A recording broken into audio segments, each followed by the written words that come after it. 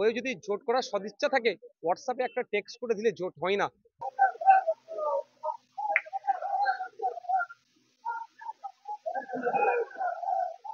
Hello. İnkılap Bordira, Bordira, Bordira, Bordira. Collectorate প্রার্থী কার্যকর নূর আলম খানকে খামচিহ্নে ভোট দিন, ভোট দিন। আর কবে প্রকাশ্যে আনবে? অলরেডি চতুর্থ দফা তো শেষ হয়েছে, 20 তারিখে পঞ্চম দফা,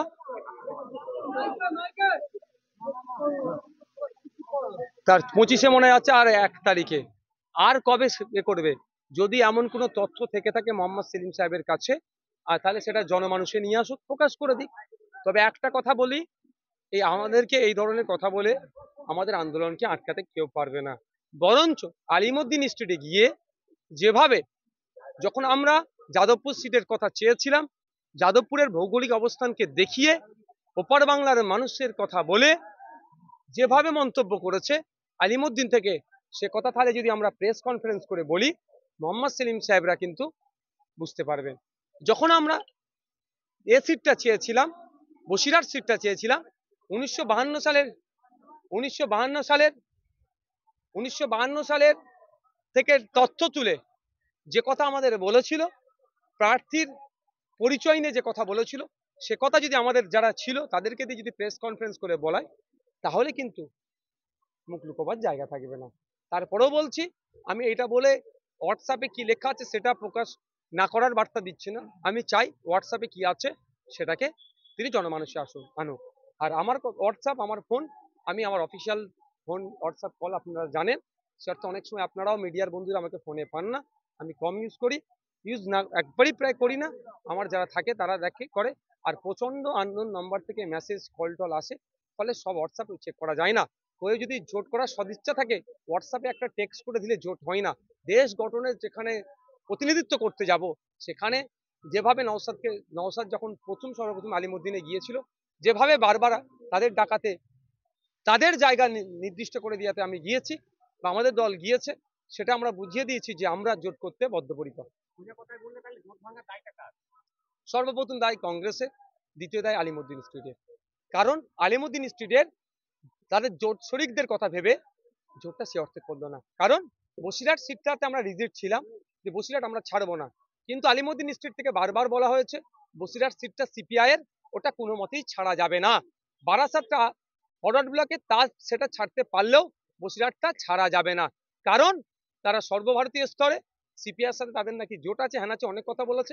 কিন্তু যখন প্রার্থীর লিস্ট ঘোষণা করলো বামপন্থী বন্ধুরা, দেখলাম কি বসিরহাট সিটটা সিপিআই কে না দিয়ে সিপিআইএম নিয়ে নিল। এর থেকে বোঝা যাচ্ছে জোট করার অনীহা কাদের মধ্যে ছিল। দেখুন, বলতে তো আর ট্যাক্স লাগে না, অসত্য কথা বলতে তো আর ট্যাক্স লাগে না, সে বলে যাচ্ছে। যদি অসত্য কথা বলতে ট্যাক্স লাগতো তাহলে এত কথা বলতো না।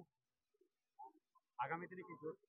ওনাকেই জিজ্ঞাসা করবেন নওশাদ সিদ্দিকী ওনাদের সাথে কতবার বসেছে, এবং জিনিসটাকে মিনিমাইজ করার জন্য, জোটটাকে এগিয়ে নিয়ে যাওয়ার জন্য নওশাদ সিদ্দিকী লিবারের ভূমিকা পালন করেছে। ভলিবল, আমি যেহেতু প্লেয়ার, লিবারো শব্দটা এই জন্যই বললাম, লিবারো হচ্ছে সব থেকে কঠিন কাজ। অপোনেন্ট থেকে যত অ্যাটাক করবে লিবারোকে সবচেয়ে ভালো দিতে হবে।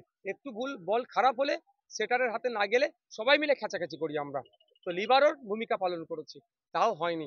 শেষে দেখছি যে এই বাংলাকে বাঁচাতে হবে, বিজেপি তৃণমূলের হাত থেকে বাংলাকে বাঁচাতে গেলে নিজে এখন ইউনিভার্সাল হয়ে গেছি, নিজে লিবারো, সেটার, অ্যাটাকার, ব্লকার, ইউনিভার্সাল হয়ে গেছে আমি এখন।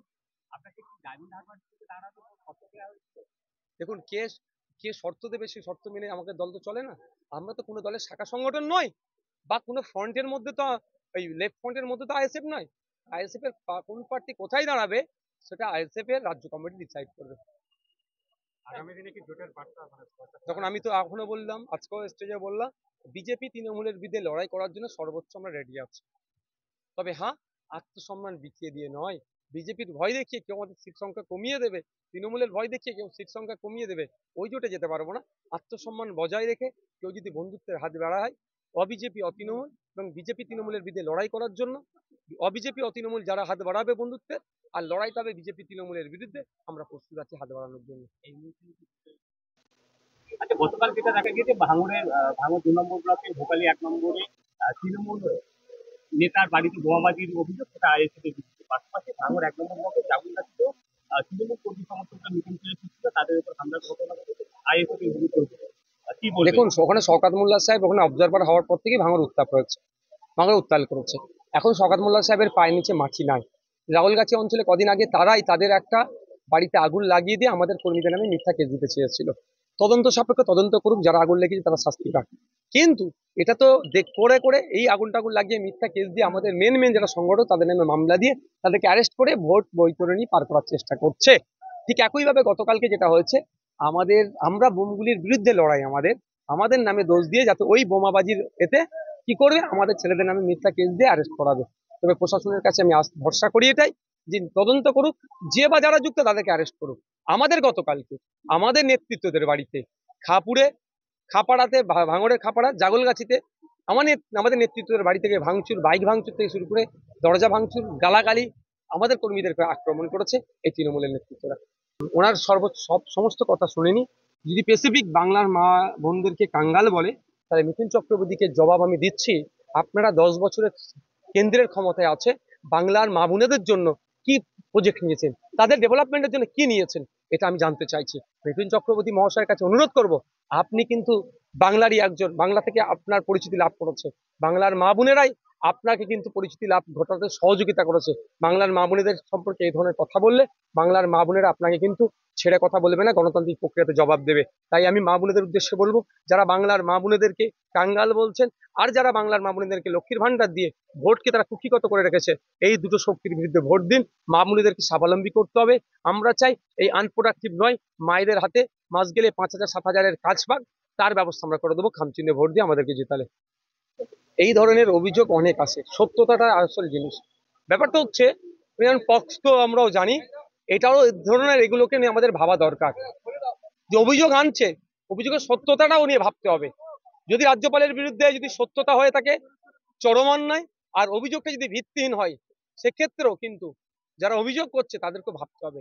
কারণ আপনারাও দেখেন, যারা উদীয়মান হচ্ছেন বিভিন্ন পলিটিক্সে, তাদেরকে বিভিন্নভাবে মিথ্যা কেস দিয়ে তাদেরকেও চেষ্টা করা হচ্ছে কি আটকানোর। তবে কঠিন বিচার ব্যবস্থার প্রতি সকলকে আস্থা ভরসা রাখতে হবে। ন্যায় ওখান থেকেই পাবে। কেউ যদি অত্যাচারী হয়, তার সাথে যে অত্যাচার করেছে সে শাস্তি পাবে, আর মিথ্যাভাবে অভিযোগ করলে এই মামলা শেষ হওয়ার সাথে সাথে কিন্তু মানহানি মামলা হবে। রাস্তা ঢালাই হয়েছে, আপনার তথ্যটা দিতে হবে, কিছু করার নেই, কিন্তু ওটা খুঁজিলে দেখা যাবে ওই রাস্তাটাই নাই। তাহলে টাকাটা লুটেছে। বা একটা হাইমাস লাইট লাগিয়েছে 40 মিটারের হলে বা 40 ফুটের হলে কত খরচ? 3 লাখ 3.5 লাখ টাকা। ওটা 7-8 লাখ টাকা বিল করে। কি হয়? মধ্যখানে 4 লাখ টাকা খেয়ে নিয়েছে। আমি বলছি, কেন 1 তারিখের আগে এরা পাবলিশ করার সাহস দেখাবে না? কারণটা হচ্ছে, আমিও তো একজন বিধায়ক, আমারও তো কাজ হচ্ছে। আমিও তো বিভিন্ন এজেন্সির সাথে কথা বলেছি। কল করতে কত টাকা লাগবে, 8 ফুট চওড়া 6 ফুট গেজ 100 মিটার রাস্তা করতে কত লাগবে, ঘাট করতে কত লাগবে, লাইট বসাতে কত লাগবে, কম্পিউটারের জন্য কি, সমস্ত ডিটেলস কিন্তু কম বেশি আমার কাছে আছে। আমি তো বলে দিতে পারবো, একটা কল করিয়ে যদি 3 লাখ টাকা বিল করে, কলটা করতে 1,25,000 টাকা খরচ হচ্ছে সেটা তো আমি জানি। তাহলে 1,75,000 টাকা ওরা ঝেড়ে দিচ্ছে, সেটা আমি বলতে পারবো, আর ভোট পাবে না ওরা। 1 তারিখের আগে ওরা পাবলিশ করার সাহস দেখাবে না। কিন্তু ভোটার আপনারা, মায়ের আওয়াজ তুলতে হবে, বলতে হবে যে আপনাদের উন্নয়নের জন্য যে টাকা এসেছিল সে টাকাটা কোথায় খরচ হয়েছে, আগে তুমি তৃণমূল আমাকে দেখাও, তারপরে ভাই তুমি আমার কাছ থেকে ভোট চাইবে।